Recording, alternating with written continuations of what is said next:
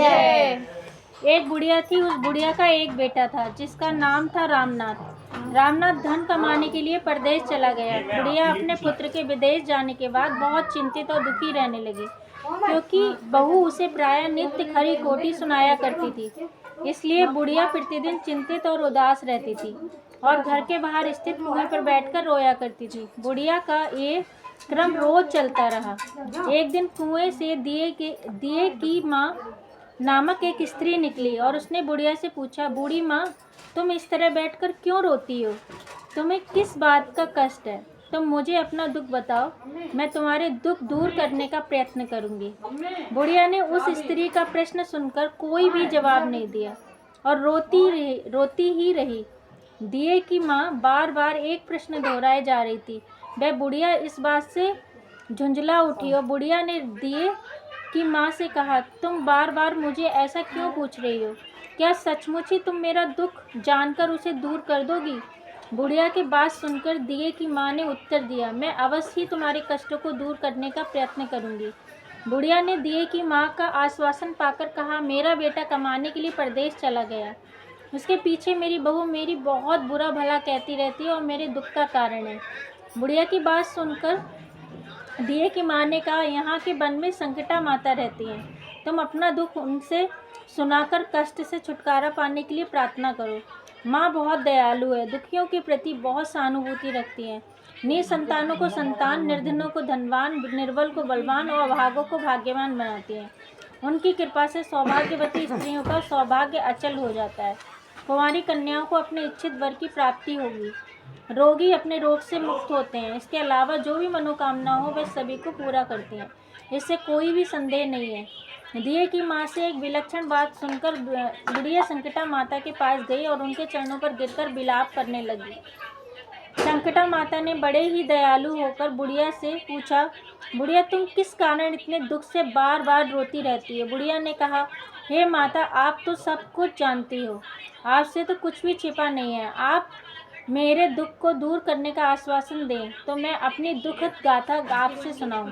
बुढ़िया की बात सुनकर संकटा माता ने कहा, मुझे पहले अपना दुख बताओ, दुखियों का दुख दूर करना ही मेरा काम है। संकटा माता के ऐसे कहने पर बुढ़िया ने कहा, हे माता, मेरा लड़का परदेश चला गया। उसके घर में ना रहने से मेरी बहू मेरी बहुत बुरी तरह सुनाया करती है और बात वो मुझसे सहन नहीं होता। इसी कारण परेशान होकर मैं बार बार रोया करती हूँ।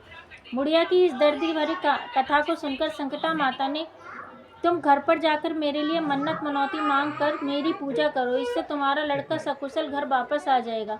मेरी पूजा के दिन सुहागन स्त्रियों को आमंत्रित कर उन्हें भोजन कराना। ऐसा करने से तुम्हारा लड़का अवश्य ही तुम्हारे पास आ जाएगा। संकटा माता के कहे अनुसार उस बुढ़िया ने मनौती मांग पूजा कर सुहागन स्त्रियों को भोजन के लिए आमंत्रित किया। परंतु विचित्र बात यह हुई, जब बुढ़िया ने स्त्रियों के लिए लड्डू बनाने शुरू किए तो 7 की जगह 8 लड्डू बन गए। इस बात से बुढ़िया बहुत ही असमंजस में पड़ गई। ऐसा होने के कारण कहीं उसमें गिनने से गलती तो नहीं हो रही थी और 8 लड्डू बन जाने से कोई अन्य कारण। उसी समय संकटा माता एक वृद्ध स्त्री के रूप में बुढ़िया के सामने प्रकट हुई और बुढ़िया से पूछा, क्या बुढ़िया, आज तुम्हारे यहाँ कोई उत्सव है क्या? तो ये सुनकर बुढ़िया बोली, आज मैंने संकटा माता की पूजा की है और सुहागिन स्त्रियों को भोजन के लिए आमंत्रित किया है, किंतु जब गिनकर 7 लड्डू बनाती है तो 7 की जगह 8 बन जाते हैं। इसी बात से चिंता में पड़ गई है। बुढ़िया की इस बात सुनकर संकटा माता ने कहा, क्या तुमने किसी बुढ़िया को आमंत्रित किया है? बुढ़िया कहने लगी, नहीं, मैंने नहीं किया। तुम कौन हो? संकटा माता ने कहा, मैं बुढ़िया हूँ, मुझे ही आमंत्रित कर लो। ऐसा सुनकर बुढ़िया ने बुढ़िया रूपधारी संकटा माता को भोजन के लिए आमंत्रित कर लिया। इसके बाद बुढ़िया के घर पर सभी आमंत्रित सुहागनें आ पहुंची। बुढ़िया ने सबको लड्डू और अन्य मिठाई आदि का भोजन कराया। इससे संकटा माता उस बुढ़िया पर बहुत प्रसन्न हुई। माता की कृपा से उस बुढ़िया के बेटे का मन अपनी माता और पत्नी मिलने की इच्छा उत्पन्न हुई और घर पर की ओर चल दिया। कुछ दिन बीतने के बाद वे बुढ़िया संकटा माता की पूजा कर सुहागिनों की भोजन करा रही थी कि किसी ने उसके लड़के के आने की सूचना दी। लेकिन बुढ़िया अपने काम में लगी रही और उसने कहा, लड़के को बैठने दो, सुहागिनों को जीमा कर अभी आती हूँ। लड़के की बहू ने पति के आने का समाचार सुना। उसी क्षण पति के स्वागत के लिए तुरंत घर की ओर चल दी। लड़के ने अपनी पत्नी को देखकर मन में सोचा, कि मेरी स्त्री मेरे प्रति कितना प्रेम रखती, जो खबर पाते ही मुझसे मिलने आ गई। मेरी माँ को इस बात का जरा भी प्रेम नहीं कि मेरे आने की खबर पाकर भी मेरी माँ मुझसे मिलने आई हो। जब पूजा का काम समाप्त हो गया तो सभी सुहागिनें भोजन करके अपने अपने घर लौट गईं। बुढ़िया अपने बेटे से मिलने के लिए पास पहुंची। माँ ने आने पर लड़के ने पूछा, माँ आप तक कहाँ थी? माँ ने कहा, बेटा मैंने तुम्हारी कुशलता के लिए संकटा माता की मनौती मांग रखी थी, उसी को पूरा करने के लिए सुहागनें जिमा रही थी।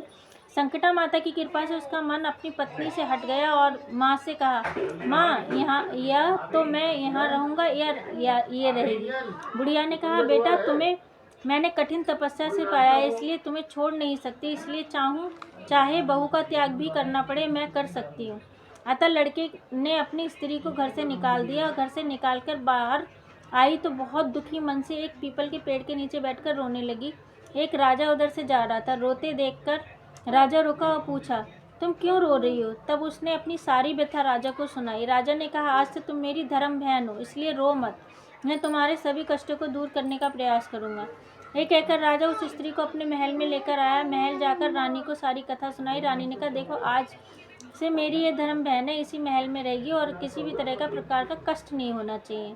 राजा के यहाँ पहुंचकर कुछ दिन बाद धर्म से प्रेरित होकर रामनाथ की स्त्री ने संकटा माता का व्रत आरंभ किया और संकटा माता के निमित्त सुहागिनों को भोजन कराने के लिए आमंत्रित किया। उसने रानी को आमंत्रित किया तो सभी सुहागिनें लड्डू खाने लगी। तो रानी ने कहा, मुझे तो रबड़ी मलाई और स्वादिष्ट मिष्ठान ही हजम होते हैं, ये पत्थर समान लड्डू कैसे हजम होंगे? ऐसी अवहेलनापूर्ण बात सुनकर रानी ने लड्डू खाने से मना कर दिया। कुछ समय बाद संकटा माता की कृपा से रामनाथ अपनी पत्नी को खोजते हुए राजा के महल आया। वहां आकर अपनी पत्नी को संकटा माता की पूजा करते हुए देखा तो संकटा माता को हाथ जोड़कर प्रणाम किया और अपनी पत्नी से कहा,